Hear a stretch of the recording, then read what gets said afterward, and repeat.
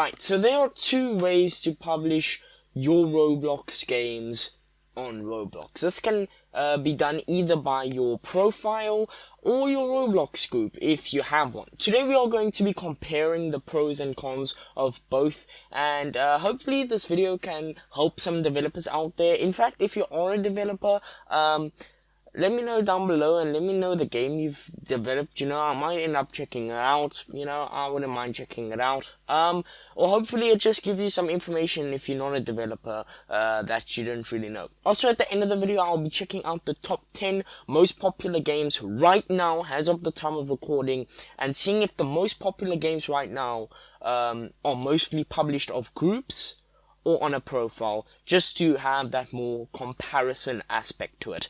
But yeah, before we jump into the video though, we are on the way to 1,000 subscribers, guys, and I can't wait till we reach that goal. It's going to be so amazing. I'm so excited. So if you haven't subscribed yet, please do so. It really helps me out a ton and motivates me to keep publishing Roblox related content from you guys. And as you can probably see by my channel, your boy's on his grind. And I don't normally do this, but go follow my Twitter as well, as I'm becoming a lot more active there as well for some reason. So go follow my Twitter as well. So without further ado, let's actually get into the video. So today we are going to be actually looking at a Roblox DevForum post by a Roblox user by the name of Shedletsky. A lot of you might know Shedletsky.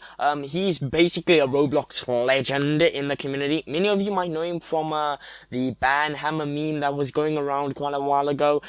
He was actually working at Roblox for a long time as well as the Roblox creative director from 2004 until like 2016, I think it was. But yeah, so he posted this on the dev forum with the title Pros and Cons of Group Games versus Private Profile Games. So let's jump into it. We're going to be reading his post, and then we're also going to be reading some of the comments to this post. Hey game developers, if you were starting a new project today, would you publish your game as a group game or to your personal profile? I mostly care about discoverability. Does being a group game impact ad/sponsored games in any way? How about developer stats? For my profile games, I can see my sales instantly in the transaction log. Where do I see this for group games?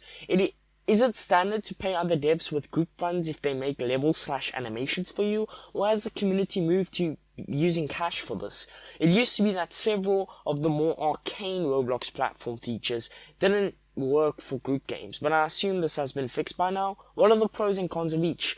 It looks like there is still no way to take a profile game and make it into a group game or vice versa. So now we're going to be reading some of the comments. There are a lot of developers you might notice that actually commented to this, so let me know if you notice some of the developers down below. So the first one is from Headless Horror, and he says, I've always published my games under groups. This gives you the ability to form a community and publish new games under the group, which then can help jumpstart your project. This is often very handy, and large groups with 100,000 plus members can build up significant hype from their current following. This is possible outside of being owned by a group, but it's more difficult as people can't just click on the group as the game's owner to see their other games. I do agree with Headless Horror.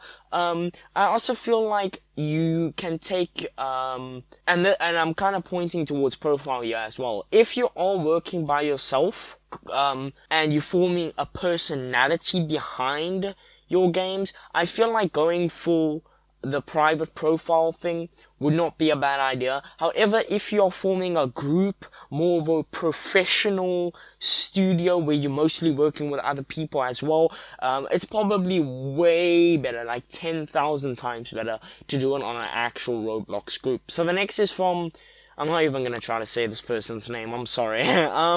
Before deciding if you should have your game on a group or private page, think about how serious you are with development. People serious about game development tend to use real life currency. On the other hand, it depends what you, the developer, want to do. Groups have many benefits, like building community, as Headless Horror said, and transferring funds to a contractor/developer.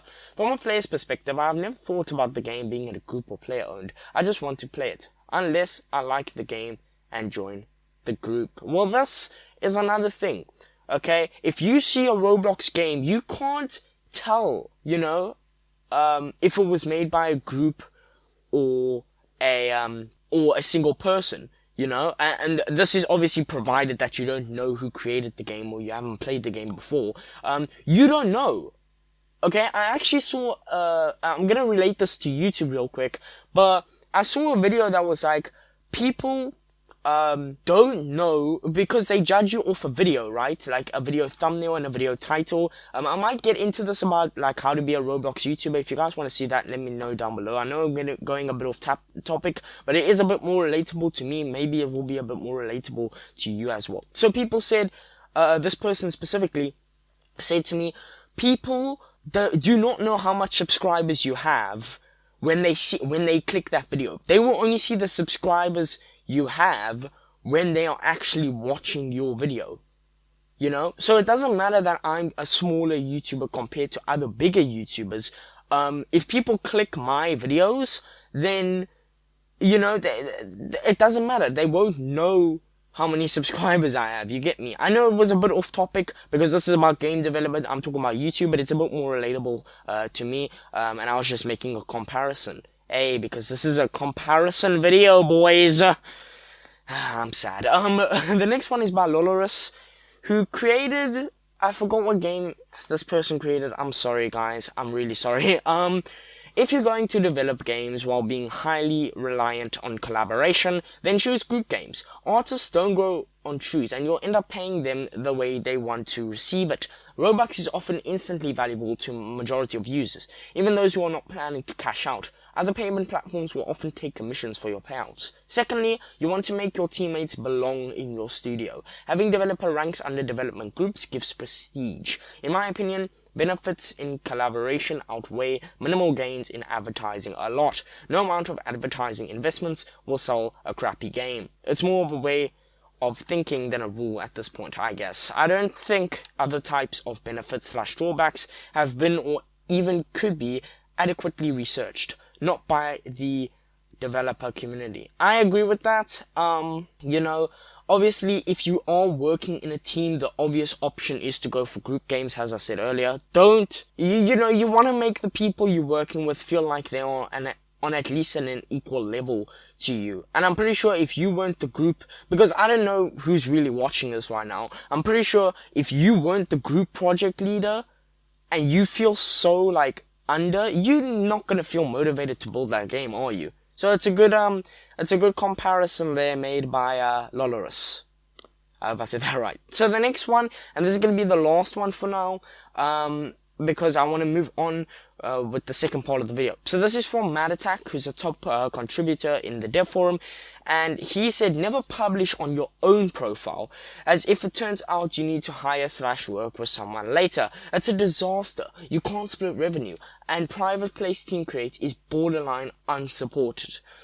And then he said, wow, great time, they actually just made a big update to player profile team create. So yeah, his advice is I guess his advice is kind of outdated, because as he said in the edit that there was an update to the player profile team create, which I actually didn't know about. But yeah, take that as you will. I have nothing really to say on that. So the next thing we're gonna do, as I said at the beginning of the video, is actually going on the Roblox website, and we are going to be looking at the top 10 popular games. Please note this is as of the time of this recording, so I don't know if your guys's are different to mine, and I'm recording this like 2 days prior to the day I'm publishing it as well, so just keep that in mind with the games I am mentioning here. If you want me to do a fully fledged video on going through the most popular Roblox games and comparing the groups to the profile, let me know. I'll be happy to do it. And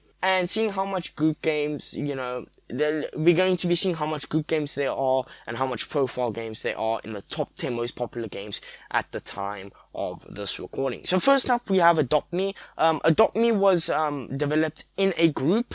And Adopt Me is actually one of the most popular Roblox games. If you're watching this right now, okay, and you're a developer, just note, okay, with the group side, that gets a point now because Adopt Me is a group game, that Adopt Me is the most popular game and it was created in the group. So just remember that. Royale High, Okay, Royale High. Royale, it's Royale. That's actually the correct way. What am I saying?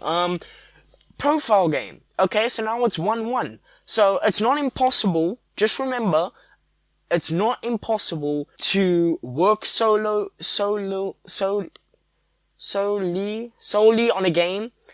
So it's not impossible, but it really is up to you. Again, if you're all working in a group, preferably go for the group option. You get me? Welcome to Bloxburg profile. So that means that it's profile 2, group 1. Yeah, obviously this was developed by Kuptas. I talked about him, I think, in my previous video, with the Robux scams thing. So yeah, let's move on. Anime Fighting Simulator is also a group game. And yeah, I don't really know what to say. We have Skyblox, that's a group game as well. Arsenal's a group game. Jailbreak's a group game. Tower of Hell is a group game as well. World of Magic is a profile game created by one person. But let these profile games, I know it's going to be outweighed by the group because we only have one game left after World of Magic, but let these profile games actually inspire you, because yes, they may have had some help, but solely, please tell me I'm saying that right, they created these games by themselves, so it's kind of difficult to compare it to a game that got created by multiple people, you know.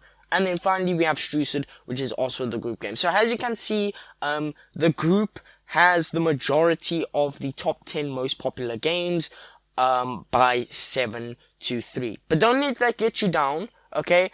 Remember that you can still be a sole developer and create a Roblox game in a group. So just remember that as well. But I'm just saying this as, you know, as I'm thinking about it. But anyway, guys, that's really it for this video. Yeah, so that's really it for this video, I guess.